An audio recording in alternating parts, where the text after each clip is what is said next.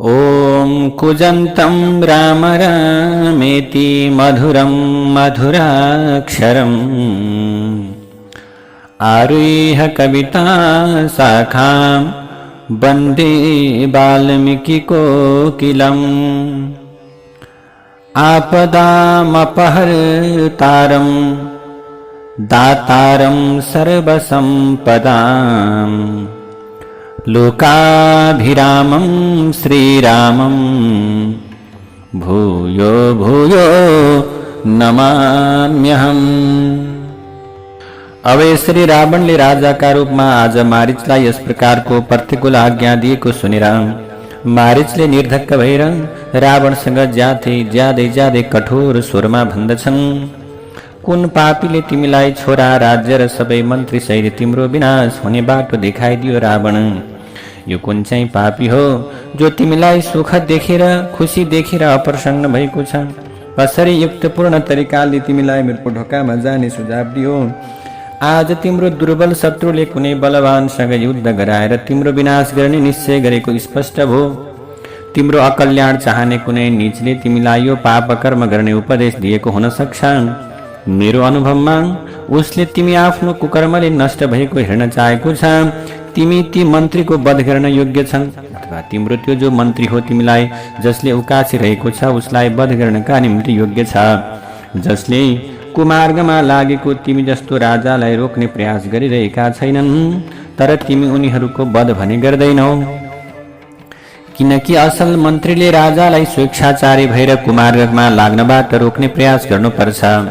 तिमी पनि रोक्न योग्य भए तापनि तिम्रा मन्त्रीले तिमीलाई रोकिरहेका छैनन्। रावण मन्त्रीले आफ्नो राजाको कृपाले धर्म, अर्थ, काम र यशको प्राप्ति गर्दछन्। तो यसको प्राप्ति यदि राजाको कृपा भएन भने सबै व्यर्थ छ। फेरि राजाको दोषका कारणले अन्य मनुष्यहरूले पनि कष्ट सहनु पर्छ। राजा धर्म र यश प्राप्तिका लागि उद्गम स्थल भएकाले सधैँ राजाको रक्षा गर्नुपर्छ। जसको स्वभाव ज्यादै रुखो छ, जसले जनताका प्रतिकूल व्यवहार गर्दछ जनतालाई र त्यो ज्यादै उद्दण्ड छ, त्यस्तो राजाबाट राज्यको रक्षा हुन सक्दैन। जुन मन्त्रीले रुखो उपायको उपदेश दिन्छन् उनले आफ्नो सुझावले मान्ने राजासँगै दुःख भोग्नुपर्छ।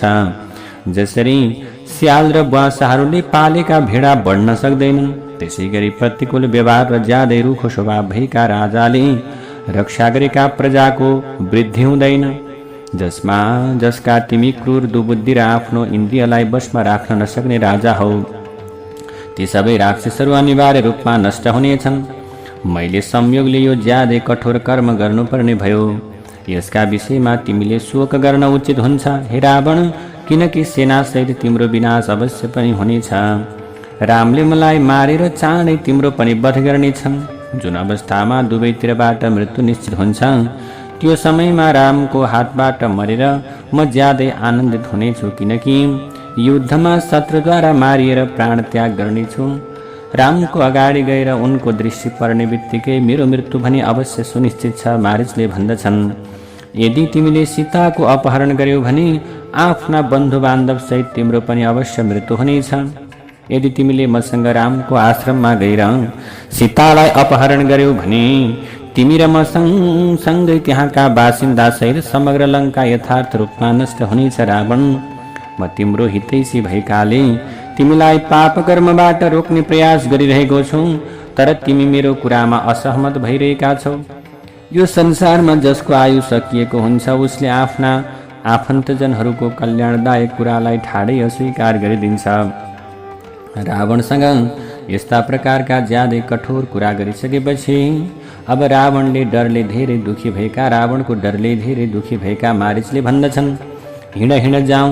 मेरो मृत्युका लागि जसका अस्त्र शस्त्र सधैँ तयारी अवस्थामा रहेका हुन्छन्, ती हातमा धनुषबाट तरबारलाई धारण गर्ने रामले यदि फेरि मलाई देखे भने मेरो मृत्यु चाहिँ अवश्य सुनिश्चित छ। रामलाई आफ्नो पराक्रम देखाउने प्रयास गर्ने कोही पनि जीवित फर्किँदैन। तिमी यमराजको दण्डको वशमा परेको हुनाले सीताको अपहरण गर्ने प्रयासमा लागेका छौ। ती राम तिम्रा लागि यमदण्ड जस्तै हुन्, तर तिमीमा भएको यो दुष्टताका अगाडि म केही गर्न सक्दिन। यसैले म जान्छु तिम्रो कल्याण होस्, ती मारिचका यस्ता प्रकारका कुरालाई सुनेर रावण धेरै प्रसन्न भएकाले उसले मारिचलाई अङ्कमाल गर्दै भन्दछ, यो तिमीले वीरतापूर्ण कुरा गर्यौ मारिच, किनकि अब मेरो चाहना पूर्ण हुनेछ। यो समयमा तिमी यथार्थमा मारिच हौ। यसभन्दा पहिले तिमीमा कुनै अर्को राक्षस बसेको थियो। यो रत्नले सजिएको मेरो आकाश मार्गमा हिँडेर तयार छ। तिमी यसमा मसँगै बस।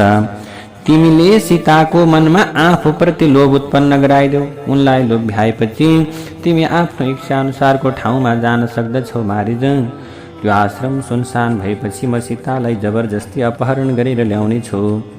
रावणका यस्ता कुरालाई सुनेर मारिचले रावणसँग भन्दछन्, तिम्रो इच्छा अनुसार हुनेछ रावण। त्यसपछि रावण र मारिच त्यो विमानमा सवार भएर तत्कालै त्यो आश्रम भएको ठाउँतर्फ लागे। यसरी जाने सिलसिलामा बाटामा पहिलेको जस्तै गरी अनेकौं वन, पर्वत, नदी, राज्य, नगरहरू हेर्दै ती दुवै दण्डकारण्यमा पसेपछि उनीहरूले रामको आश्रमलाई देख्दछन्। त्यसपछि त्यो सुनमय रथबाट ओर्लिएर रावणले मारिचको हात समाउँदै भन्दछ, यो केराको बगैँचाभित्र अब रामको के छ? आश्रम रहेको छ। अब तिमीले मारिच तत्कालै आफ्नो काम गर। रावणका यस्ता कुरा सुनेपछि मारिचले मृगको रूपलाई धारण गरेर रामको आश्रमको ढोकामा घुम्न थाल्दछन्। त्यो समयमा उनले ज्यादै आश्चर्यजनक रूपलाई धारण गरेका थिए। उनको सिङको माथिल्लो भाग इन्द्रनील मणिबाट बनेको अनुभूति हुन्थ्यो। अनुहार सेतो र कालो रङका थोप्ला थिए अनुहारमा। मुखको रङ रातो कमल जस्तै, यसै गरी उनका कान नील कमल जस्तै, गर्दन अग्लो, पेटको भाग इन्द्र नीलमणिको जस्तै कान्ति सम्पन्न थियो। उनका खुर लहसुनी या मणि जस्तै पिँडुला, पातला र पुच्छर माथिबाट इन्द्रधनुषको रङ थियो। उनको शरीरको कान्ति ज्यादै मनमोहक र चिल्लो थियो। अनेकौं प्रकारका रत्नमय थोप्लाहरूले विभूषित देखिन्थे मारिच। ती राक्षस मारिच केही क्षणमै ज्यादै शोभायशाली मृग बने। सो अत्यन्त सुन्दर, सीतालाई लोभ्याउने उक्षाले अनेकौं धातुहरूले सजिएको रूप बनाएर त्यो राक्षस रमणीय वन तथा रामको आश्रमलाई नै अत्यन्त झलझलाकार बनाउँदै, प्रकाशमय बनाउँदै सबैतिर उत्तम घाँस चर्न र घुम्न थाले। यसै गरी चाँदीका अनेकौं थोप्ला सम्पन्न विचित्र रूप धारण गरेको त्यो मृग ज्यादै प्यारो देखिन्थ्यो। अब यो रुखका नयाँ पालुवा खाँदै यताउता घुम्न थाल्दछ मृग। त्यो केरा बगैँचामा गएर कमलको बगैँचामा पुग्दछ मृग। त्यसपछि जहाँ सीताको दृष्टि पर्नका निम्ति ठिक थियो अथवा सम्भव थियो, जहाँ सीताको दृष्टि परिरहन्थ्यो, त्यो ठाउँमा गएर बिस्तारै यताउता घुम्न थाल्यो आज त्यो मृग। यसपछि पछाडिको भाग कमलको केसर जस्तै ज्यादै सुन्दर भएकाले विचित्रमय देखिन्थ्यो। यसका कारणले त्यो मृग धेरै शोभायमान भएको थियो।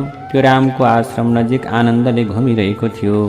त्यो उत्तम मृग केही पर गएर फेरि आउँथ्यो, फेरि त्यहीँ घुम्न थाल्थ्यो। यसरी केही समय हराए तापनि अथवा हराए पनि फेरि उफ्रिँदै फेरि आउँथ्यो। त्यो कतै खेल्थ्यो, कुद्थ्यो र फेरि भुइँमा बस्थ्यो। फेरि आश्रमको ढोकामा आएर मृगका बथानको पछाडि पछाडि हिँड्थ्यो। त्यसपछि बथानका बथान मृग लिएर फेरि आउँथ्यो। त्यो मृगको रूपलाई धारण गरेको राक्षसको मनमा सीताको दृष्टि आफूतिर परोस् भन्ने चाहना थियो। सीताको नजिकमा आउँदाको अवस्थामा अनेकौं प्रकारको गति देखाउँदै चारैतिर घुम्दथ्यो। त्यो वनमा घुम्ने जुन अरू मृग थिए ती सबै उसलाई देखेर नजिकमा आउँथे अनि उसलाई सुँघेर फेरि जतासुकै भाग्थे।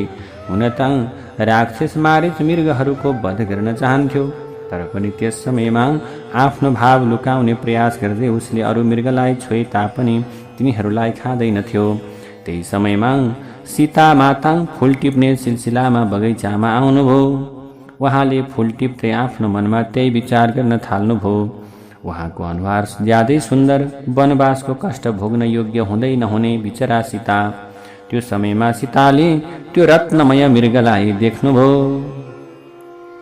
त्यसलाई देख्ने बित्तिकै सीता ज्यादै आश्चर्यचकित भएको हुनाले उनले ज्यादै स्नेहपूर्वक निहालेर हेर्न थाल्दछिन्। सीताले अहो त्यो मायावी मृग पनि सीता हेर्दै र त्यो वनलाई प्रकाशमय बनाउँदै फेरि त्यहीँ घुम्न थाल्यो, दगुर्न थाल्यो, उफ्रिन थाल्यो। सीताले त्यस्तो सुनको मृग पहिले कहिल्यै पनि देखेकी थिइनन्। त्यो अनेकौं प्रकारका रत्नहरूले बनेको अनुभूति हुन्थ्यो। त्यसलाई देखेर सीता ज्यादै अचम्मित भइन्। त्यो मृग सुन र चाँदी जस्तै कान्ति सम्पन्न, अगल बगलको भागले सुशोभित थियो।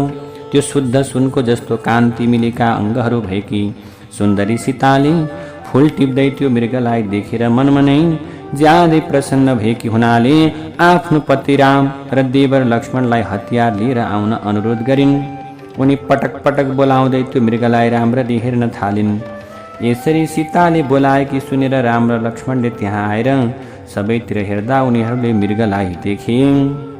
त्यसलाई देखेपछि लक्ष्मणको मनमा शङ्का उत्पन्न भएको हुनाले, सन्देह भएको हुनाले लक्ष्मणले दाजुसँग भन्नुभयो, मेरो दाजु, मेरो चाहिँ अनुभवमा यो मृगको रूपमा आएका ती मारिच नाम भएका राक्षस हुनुपर्छ। आफ्नो स्वेच्छा अनुसारको रूप धारण गर्ने यो पापीले यो वनमा शिकार खेल्नका लागि आएका अनेकौं राजाहरूको वध गरेको छ। यसलाई अनेकौं प्रकारका मायाको राम्रो ज्ञान छ। उसले मैले सुनेको माया यसको यो प्रकाशमय मृगका रूपमा परिणत भएको हुनुपर्दछ। यो सुनको जस्तो स्वरूप भएको छ। मेरो दाजु, यो त क्षणिक हो। यो समग्र संसारमा कतै पनि यस्तो विचित्र रत्नमय मृग नहुने भएकाले निश्चित रूपमै दाजु यो मृग होइन, यो त मायाको छल हो। मारिचको छलमा परेर जसको विवेक शक्ति ढराएको छ।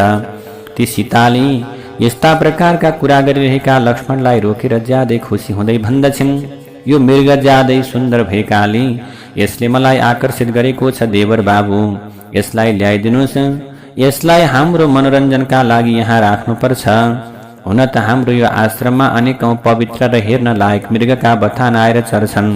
त्यो कालो पुच्छर भएका चौरी गाई, सेतो पुच्छर भएका चौरी गाई, रातो छाला सेतो थोप्ला भएका मृगको बथान, बाँदर पनि घुम्छन्।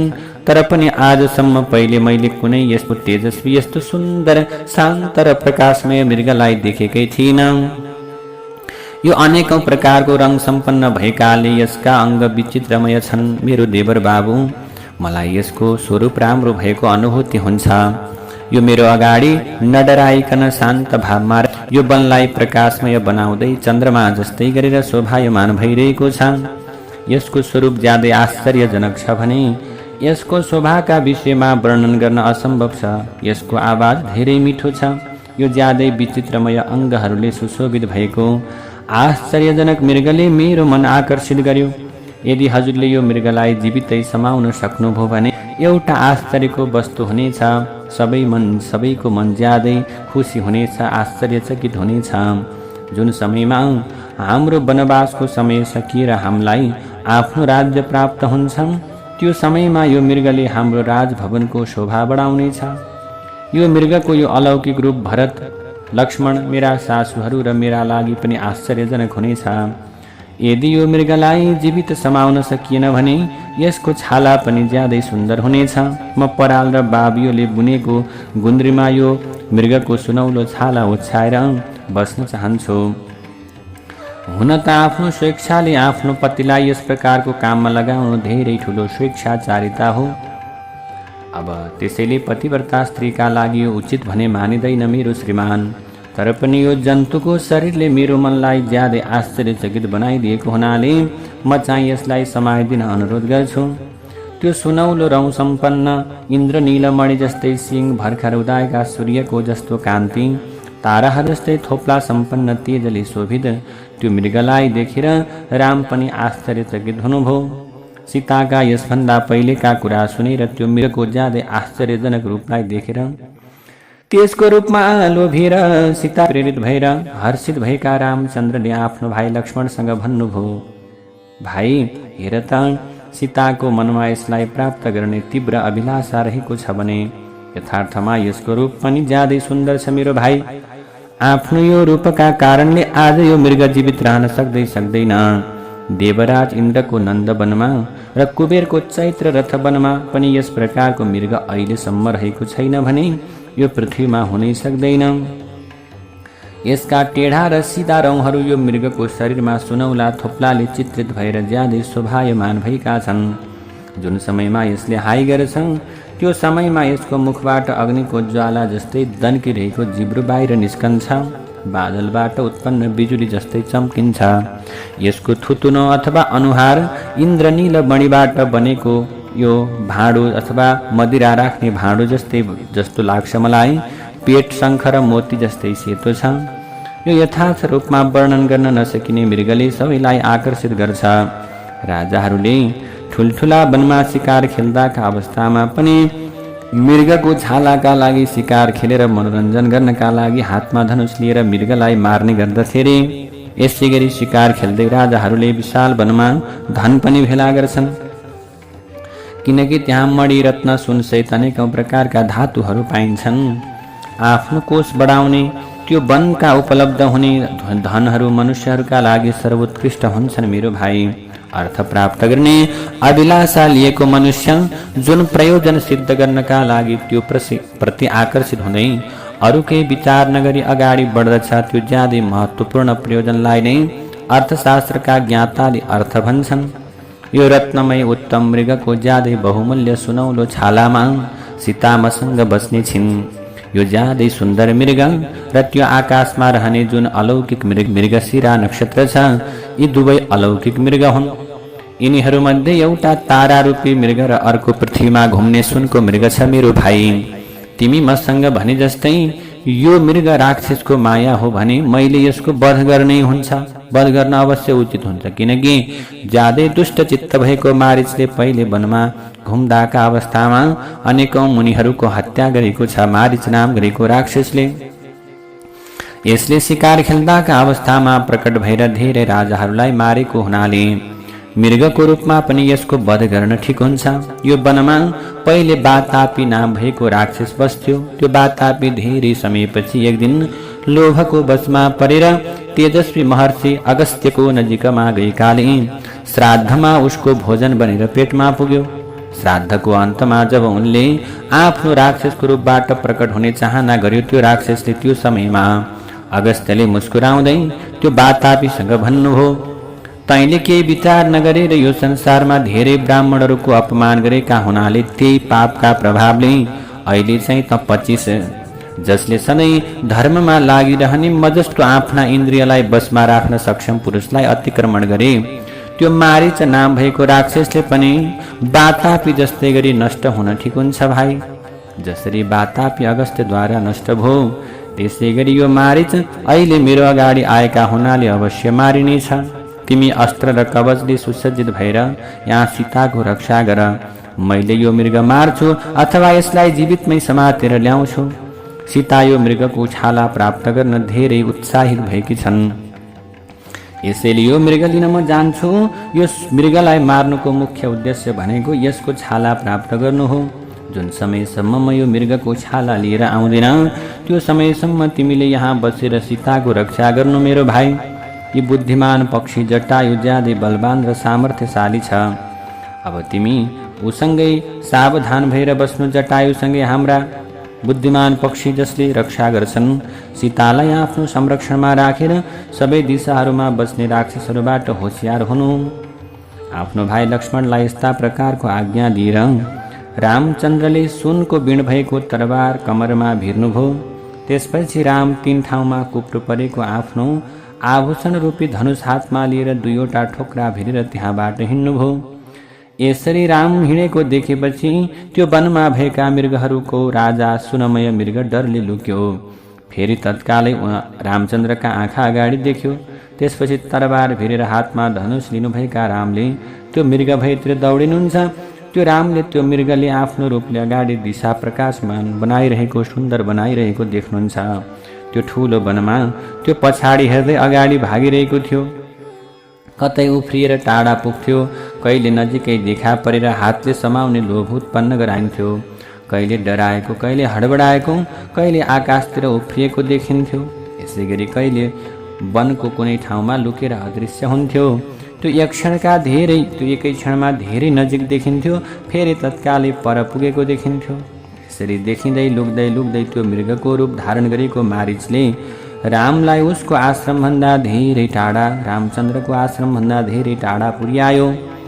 त्यो समयमा अब त्यो मारिचबाट, त्यो मृगको रूपबाट मोहित हुनुभएका रामले केही रिसाएर ज्यादै थकित भएकाले एउटा ठाउँमा कुनै रुखको छायाको आश्रय लिएर हरियो घाँस भएको ठाउँमा उभिनुभयो।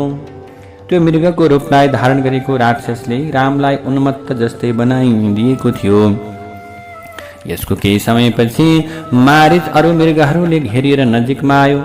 राम मलाई समाउन चाहन्छन् भन्ने बुझेकाले डराएर भाग्दै फेरि अदृश्य भयो। त्यसपछि त्यो मारिच धेरै पर रुखहरूका बीचबाट निस्कियो। उसलाई देखेर रामले मार्ने निश्चय गर्नुभयो। त्यसपछि धेरै रिसाउनु भएका रामले ठोक्रोबाट एउटा सूर्य जस्तै प्रकाशमय बाणलाई निकालेर धनुषलाई चढाउँदै धनुष कानसम्म खैचिएर त्यो मृगलाई लक्ष्य बनाएर बाण छाडिदिनुभयो।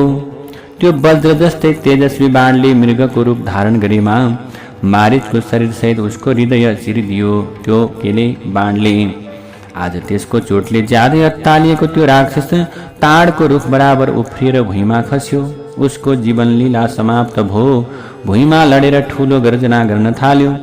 यसरी मृत्यु हुँदाका समयमा मारिचले आफ्नो त्यो कृत्रिम शरीरलाई परित्याग गरेर मृगको शरीरलाई परित्याग गरेर आफ्नो जुन स्वरूप छ राक्षसको त्यही मारिच स्वरूपमै प्राप्त भयो। त्यसपछि रावणका वचन सम्झँदै त्यो राक्षसले कसरी सीताले लक्ष्मणलाई यहाँ पठाउलिन् र सुनसान आश्रमबाट रावण सीतालाई अपहरण गर्लान् भन्ने त्यो विषयमा विचार गर्दै रावणले बताएको उपाय प्रयोग गरेर यो अब उपयुक्त समय आएको निश्चय गरेर रामको स्वरको नक्कल गर्दै हा सीता हा लक्ष्मण भनेर त्यो मारिच करायो। रामको अतुलनीय बाणले उसको मर्मस्थान चिरिएको हुनाले उसले मृगको रूपलाई परित्याग गरेर राक्षसको रूपलाई धारण गर्यो। यसरी प्राण परित्याग गर्दाका अवस्थामा मारिचले आफ्नो शरीर ज्यादै ठूलो बनाएको थियो। त्यो राक्षस भुइँमा लडेर रगताम्य हुँदै जमिनमा छटपटाइरहेको देखेपछि रामलाई लक्ष्मणले भनेको कुराको सम्झना भएकाले रामलाई अब सीताको चिन्ता पर्न थाल्यो। अब सीताको चिन्ता गर्न थाल्नुभयो रामले विचार गर्नुभयो। लक्ष्मणले पहिले भनेअनुसार यो यथार्थमा मारिचको माया रहेछ। आज मेरो हातबाट यो मारिचको वध भयो, तर यसले उच्च स्वरमा हा सीता हा लक्ष्मण भन्दै कराएर प्राणलाई परित्याग गर्यो। उसको त्यो आवाज सुनेर सीता र लक्ष्मणको अवस्था कस्तो भयो होला। यस प्रकारको विचार गरेर रामका रौँ ठाडा ठाडा भए। त्यो समयमा त्यहाँ मृगको रूपलाई धारण गरेका त्यो राक्षसलाई मारेर उसको आवाज सुनेर रामको मनमा चिन्तारूपी भएको उत्पन्न भयो। यसरी त्यो ज्यादै आश्चर्यजनक मृगको वध गरेपछि तपस्वीले उपभोग गर्ने फल र कन्दमूल रामले तत्कालै पञ्चवटीमा रहेको त्यो आश्रमतर्फ जाने उद्देश्यका साथमा फल र कन्दमूल लिएर पञ्चवटीको आश्रमतर्फ प्रवेश गर्नुभयो। केही समयमा जङ्गलमा जुन चित्कार भयो त्यो आफ्नो पतिको स्वरसँग मिल्दो जुल्दो लागेकाले सीताले लक्ष्मणसँग भनिन्, हे लक्ष्मणजी, जानुस्, हजुरले गएर रामको समाचार बुझ्नुहोस्। उहाँले ज्यादै ठूलो चित्कार गर्दै हामीलाई बोलाइरहनु भएको छ। मैले उहाँको आवाज सुनेको हुनाले मेरो मन ज्यादै व्याकुल भइरहेको छ। हजुरका दाजु वनमा चित्कार गरिरहेको हुनाले उहाँ कुनै संहार चाहनुहुन्छ अथवा कसैले सहयोग गरोस् भन्ने चाहनुहुन्छ। यसकारण हजुरले गएर उहाँलाई सहयोग गर्नुहोस्। हजुर तत्कालै आफ्नो दाजुलाई बचाउन जानुस्, नजिकमा जानुस् लक्ष्मण। सीताका कुरा सुने तापनि आफ्नो दाजुको आज्ञालाई सम्झेर लक्ष्मणजी भने त्यहाँबाट जानु भएन। उहाँको यस्तो प्रकारको व्यवहारलाई देखेर सीताले ज्यादै रिसाउँदै भन्दछिन्, तिमी मित्रका रूपमा आफ्नो दाजुको शत्रु रहेछौ। यसकारण तिमी सङ्कटको समयमा पनि दाजुको नजिकमा जान खोजिरहेका छैनौ। अब तिमीले आज किन यस्तो गरेका हौ? तिम्रो मनमा के छ? खराब कुरा छ कि मलाई भन। तिम्रो मनमा आफ्नो दाजुप्रति प्रेम भाव रहेनछ। यसैले तिमी रामलाई हेर्न नगएर यहाँ उभिएका छौ। तिमी यो वनमा रामको सेवा र रक्षा गर्नका लागि आएका हौ भने यदि उनको प्राण सङ्कटमा परेको छ भने यहाँ मेरो रक्षा गर्नुको कुनै औचित्य छैन लक्ष्मण। हे लक्ष्मण, त्यो समयमा सीताको अवस्था देखेर धेरै डराएको पोथी मृगको जस्तै सीताको अवस्था भएको थियो। सीताले आँसु बगाउँदै यस्ता प्रकारका कुरा गरेपछि लक्ष्मणले सीतासँग भन्नुहुन्छ, हजुरको श्रीमानलाई नाग असुर गन्धर्व देवता दानव राक्षसहरू एकजुट भए पनि कसैले पराजित गर्न सक्दैनन् भन्ने कुरामा विश्वस्त हुनुस् भाउजू। किनकि देवता मनुष्य गन्धर्व पक्षी राक्षस पिशाच किन्नर मृग डरलाग्दा दानवहरूमा पनि रामलाई पराजित गर्ने कोही पनि छैन संसारमा। राम युद्धमा अवस्थित अथवा राम चाहिँ युद्धमा अभ्यस्त भएको कारणले गर्दा यो प्रकारको शङ्का गर्नु ठिक छैन है भाउजू। रामको अनुपस्थितिमा यो वनमा म हजुरलाई एक्लै छाड्न सक्दिन। सैनिक बल सम्पन्न ठुला ठुला राजाले पनि रामलाई पराजित गर्न सम्भव छैन। देवताहरू इन्द्रसहित मिलेका तीनवटै लोकले आक्रमण गरे पनि तिनीहरूले रामको वेगलाई रामलाई केही गर्न सक्दैन। यसकारण हजुर चिन्तालाई परित्याग गरेर शान्त हुनुहोस्। हजुरका श्रीमान त्यो सुन्दर मृगलाई मारेर चाँडै आउनुहुनेछ। त्यो हजुरले सुनेको शब्द रामको हुनै सक्दैन। यो त त्यो राक्षसको झुटो माया हो। रामले हजुरको रक्षा गर्ने दायित्व मलाई सुम्पिनु भएको छ। यो समयमा हजुर मसँग उहाँको नासुका रूपमा रहेकी हुनाले म हजुरलाई एक्लै यहाँ छाड्न सक्दिन। जुन समयमा खरनाम गरेको दैत्यको वध भएको थियो त्यो समयमा जनस्थानमा बस्ने अरू धेरै राक्षस पनि मारिएका हुनाले यी राक्षसहरू हाम्रा शत्रु भएका हुन्। जसको मनोरञ्जन गर्ने साधन प्राणीहरूको के हो त भने प्राण हिंसा रहेको छ।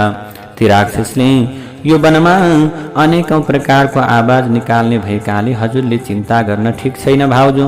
लक्ष्मणका यस्ता प्रकारका कुरा सुनेपछि अत्यन्त रिसाएकी सीताले आँखा राता राता बनाउँदै धेरै कठोर वचनमा आज लक्ष्मणसँग भन्दछिन्, मैले तिमीलाई राम्ररी चिनेकी छु।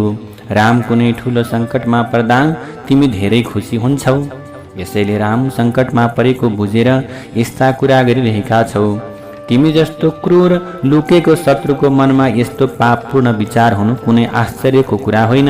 तिमी ज्यादै दुष्ट छौ। राम एक्लै वनमा आउन लागेका अवस्थामा मलाई प्राप्त गर्ने अभिलाषा लिएर आफ्नो भित्रीभाव लुकाउँदै तिमी एक्लै उनको पछाडि पछाडि आएका हौ। तिमीलाई भरतले पठाएको पनि हुन सक्छ लक्ष्मण, तर तिम्रो वा भरतको त्यो अभिलाषा कहिल्यै सिद्ध हुँदैन। म तिम्रो अगाडि के गर्नेछु? प्राण त्याग गर्न तयार छु, तर रामचन्द्र बिना यो संसारमा एक क्षण पनि म जीवित रहन सक्दिनँ। सीताका यस्ता कुरालाई ती कठोर वचनलाई सुनेर अत्यन्त दुखी भएका आफ्ना इन्द्रियलाई बसमा राख्न सक्षम लक्ष्मण हात जोडेर सीतासँग भन्नुहुन्छ, हे भाउजू, म हजुरको कुराको जवाफ दिन सक्दिन। हे भाउजू, मैले यो कुराको उत्तर दिन सक्दिन, किनभने हजुर त मेरो लागि आराधना गर्न योग्य देवी जस्तै हुनुहुन्छ। यो संसारमा स्त्रीहरूले यस्ता प्रकारका अनुचित प्रतिकूल कुरा गर्नु कुनै आश्चर्य छैन, किनकि हजुरले यो भन्नु मलाई कुनै ठुलो कुरा लाग्दैन। यो संसारमा धेरै जसो नारीहरू अब नियम लगायतका धर्मरहित अथवा भनौँ यो संसारमा केही मान्छे यस्ता हुन्छन् जो के गर्छन्, घरमा फुट ल्याउँछन्, कठोर स्वभाव भएका हुन्छन्। कोही मान्छे घर बिगार्न चाहन्छन्, कसैले के चाहन्छन्। त्यसैले यो वनमा घुम्ने सबै प्राणीले साक्षीको रूपमा मेरो कुरा सुनुन्। मैले न्यायसङ्गत कुरा गर्दा पनि हजुरले आज ज्यादै कठोर शब्दको प्रयोग गर्नुभयो भाउजू, तर पनि मैले केही हजुरलाई भन्दिनँ। आज मलाई हजुरको विवेक हराएको अनुभूति भइरहेको छ, यसकारण हजुर आफै नष्ट हुन चाहनु भएको छ। म मेरो दाजुको आज्ञालाई पालन गर्नका निम्ति दृढतापूर्वक तत्पर छु, तर हजुरले मलाई साधारण स्त्रीले जस्तो दुष्ट स्वभाव अपनाएर म प्रति आशंका गरिरहनु भएको छ। हुन्छ, म आफ्नो दाजु भएको ठाउँमा जान्छु, हजुरको कल्याण होस्। यसरी आज लक्ष्मणले सीताको त्यो अनुनय विनय र सीताको अत्यन्त कठोर वचनलाई सहन गर्न नसकेर, ठिकै छ, आज मलाई यो जङ्गलमा के अपशकुन हुन्छ अथवा के खराब हुन्छ भन्ने लागिरहेको छ। त्यसैले अब आज मैले अरू केही पनि भन्दिन।